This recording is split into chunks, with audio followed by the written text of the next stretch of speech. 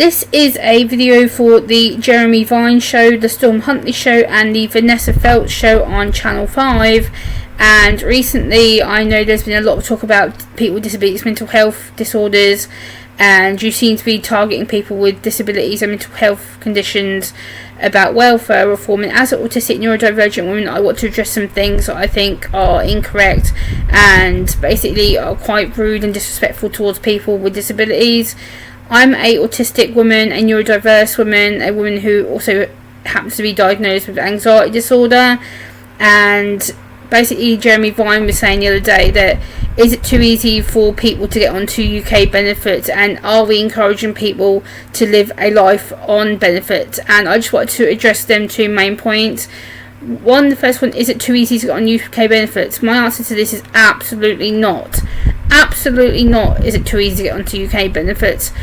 I had the struggle of getting onto benefits with the help of my parents, because I had to go through all these multiple questions about why I needed to go onto benefits, what was my circumstances as to why I needed to get onto benefits to help support me looking for. At first it was to search for work, so to get onto job seekers allowance, and I was constantly applying for jobs. Like every week I'd apply for around 20 to 50 jobs a week, and it got to a point where I was not hearing back from very many, and it was getting really disheartening. And then I started suffering with anxiety episodes, and it kept getting worse and worse over time. I was getting really antisocial, I was getting non-communicative. It was a fact that I was just not getting anywhere with my job applications, even though I was applying for jobs I know full well, hands behind my back, I know I could do. And it was really frustrating. I was applying for basic office admin junior jobs, which is I've been doing voluntarily for the last 9-10 years of my life, volunteering at my local hospital, doing admin work for the physiotherapy department and the orthopaedic department, and I thoroughly enjoyed that job. But I can't just keep volunteering for the rest of my life. So, I kind of had to stop that, and then I went on to job seekers to obviously help support myself look for work and give me a way of motivation to looking for work. And I was going through all the job centre procedures, seeing a jobs coach, and which was once a fortnight, and then doing the courses that they recommended me to do. So I did all the interview workshops, the CV workshops, the interview skills workshops, the group sessions, and unfortunately that did cause me more severe anxiety. I'm not a good person to be put into a group setting. I'm someone that really struggles to socially communicate and be around large groups of people. It really makes me feel anxious, panicky, and I get really emotionally overwhelmed and really sensory overwhelmed. So for him to say it's really easy for someone like me to get onto benefits, it's absolutely not. It's an absolute insult to say, oh, we're making the life too easy to live on benefits. No, it's not too easy to live on benefits. Let me tell you why. Because as someone who's autistic and also has anxiety disorder, being on benefits, I hate it, I dislike it, but unfortunately I am on long-term benefits because of my health, and being autistic, I will be autistic till I pass. So, having anxiety as well on top of that makes it that much more worse for me, because I struggle to control my anxiety a lot of the time. I have to constantly mask my anxiety to function successfully and to function in a way that doesn't make people worry about me, and I can function in a way to look after myself independently, doing my cooking and such like, and be able to be a productive member in the community. And I feel that you guys saying, oh well, we make it too easy for people to apply for benefits, we make it too easy for them to permanently be on benefits. It's not about being permanently on benefits, it's about the fact that we need to take into consideration that each person's medical differences are different. Like I said, I have a neurodevelopmental condition which is going to be lifelong till I die, and then I also have a mental health condition which is anxiety disorder, and I've also had global development delay issues. When I was born, I was premature as well, so that has played a part in my health as I've grown up as a woman. And to say that we make it too easy for them to claim benefits, that they're going to stay on benefits because it's easy than going to work. It's not about it being easy than going to work, but trying to get a job when you are disabled or you are found out to be disabled, employers don't want to know. Like, the amount of times I've done application forms and I know full well they've looked at my medical declaration, because you have to declare if you have a medical condition. They see the words autism spectrum disorder and anxiety disorder and it goes in the bin.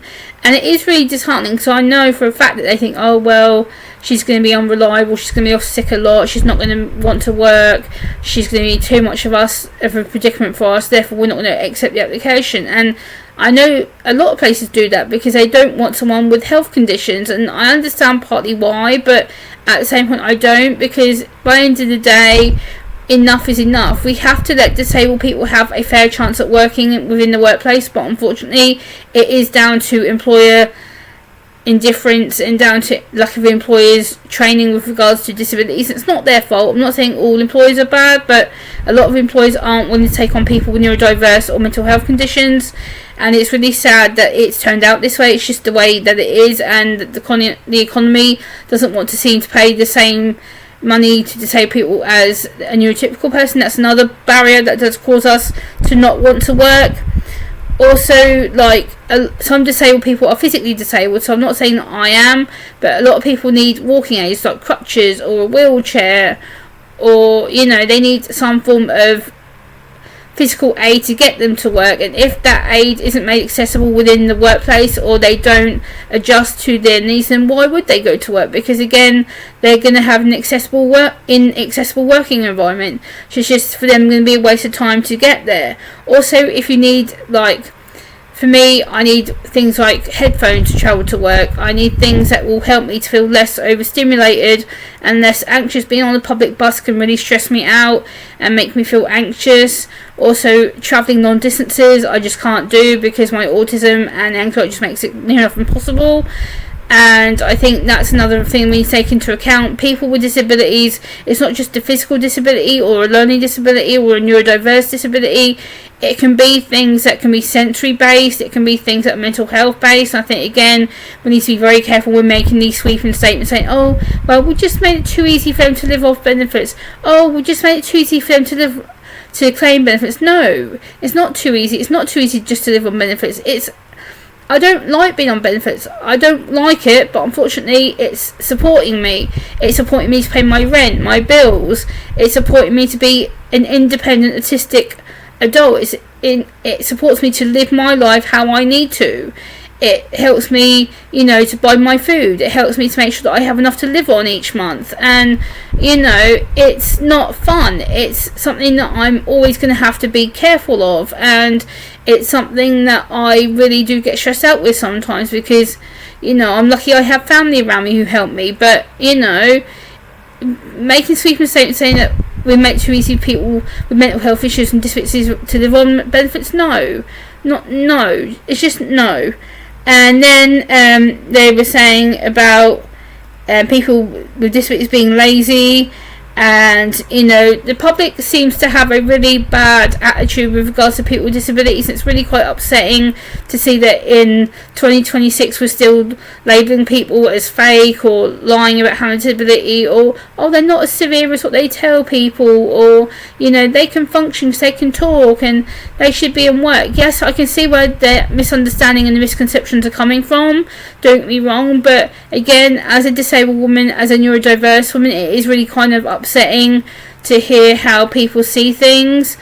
And people often make remarks about me, oh, well, Gemma, you're verbal, you know, you can talk, you can function, you know. Yes, I can, but still, that doesn't mean that I can't work. Unfortunately, I can't work because of how severe my autism is, and the fact that I struggle to communicate socially. My anxiety is a constant. I have it every day when I wake up, every moment before I go to bed.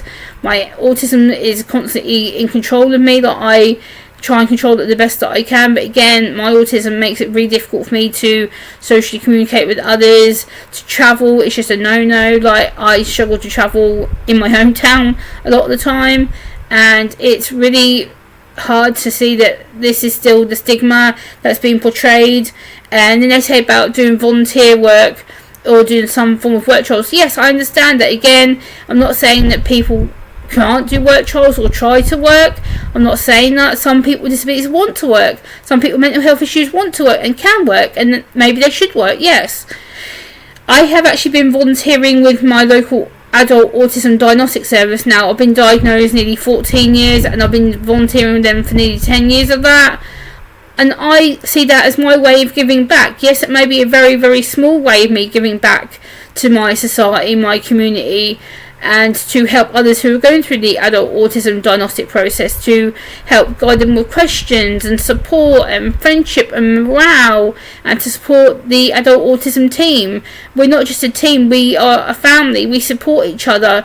You know, I get to go on training days with them and I get to have my voice heard and respected and understood, and they support me with the way that I communicate, or lack of communication sometimes, whether it's via email or whether it's via text message or whatnot. Like, sometimes I verbally can't be like this. I literally will disappear because I find it too overwhelming to communicate. And so again, you have to take into account people's way of communication, whether that's an email, a phone, a text, you know, whether it's a Zoom call, a Teams call. Like, each person with a disability communicates differently, and it saddens me that again we are being used for content, for clicks, for debate, and it's really quite upsetting that there's not that much more understanding about it. But yeah, I just want to talk about that and give kind of my thoughts on it. And like I said, since I've been doing my volunteering, it's helped me to better communicate with people and how to work as part of a team. When I do struggle with my communication on a daily basis, every day, my autism is a daily struggle that I have to force myself to adapt to and to try and challenge myself to overcome it. And I think that Jeremy Vine, Storm Huntley and Vanessa all need to seriously rethink about the way they speak about us, because we are not content for your views. We need to be talked about in a more positive and acceptful way, and not a harmful way that's being put across in the general media for right now. And the general public needs to be allowed to make up their own opinions about how they feel about people with disabilities and mental health issues. I feel that the media could do much more better about how disabled people with mental health issues are being currently talked about on national TV.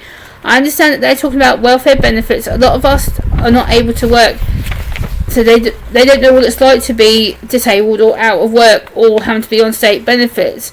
I've had to go on benefits to support myself so I can live independently, but I still need support from my family in able to successfully function and to do chores, my everyday living skills. Being a disabled individual is not a choice. This is another thing that was noticed. They said that being disabled is a choice. No, it's not. Absolutely not. Being disabled, I did not choose this. I did not think, oh, one day I want to wake up and have a disability. Of course I don't. Absolute not. Absolute nonsense. Like, no. Like, I didn't choose to be autistic or have anxiety disorder issues. No. I was born this way. I can't help the way that I was born. My brain is neurologically different from society because that's the way my brain is. I am proud of my autism. Yes, I am proud of being autistic. Yes, I am. I love the fact my brain thinks differently. I'm very creative. I write poetry. I'm able to express myself on these videos. And I think this is a way for me to get the message out there. Please, please, please, please, can we stop saying things like, you have a choice whether you're disabled? No, we don't. Like, oh, you have a choice whether you live on benefits or you get off benefits. No, not all of us do have that choice or that right, because we can't. Like, not all disabled people want to be on benefits. Some of us want to be in work and being paid, but unfortunately we're not given a chance to prove ourselves. I would love to work within the NHS or mental health field talking about autism all day, every day. Yes, I would, but unfortunately that's not something that I see forthcoming or happening. Due to my anxiety and my autism, the way my brain is, there are some times where I can't function to go out to my volunteer work. There's some days where I can't function at all. Like, so again, it's very, very patronising the way that we're being talked about, and I hope that I've made my point, and I will see you on the next one.